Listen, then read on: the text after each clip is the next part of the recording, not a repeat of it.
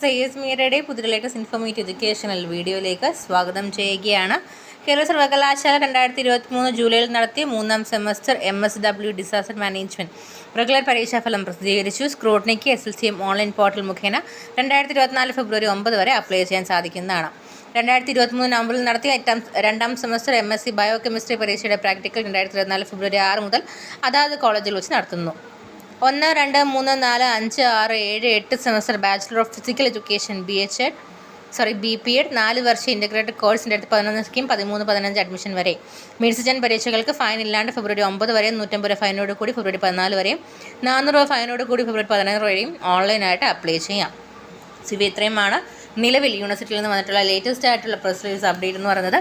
കൂടുതൽ ഇൻഫോർമേഷൻ വരുന്ന സമയത്ത് നിങ്ങൾ എത്തിക്കുന്നതായിരിക്കും. Thank you for watching.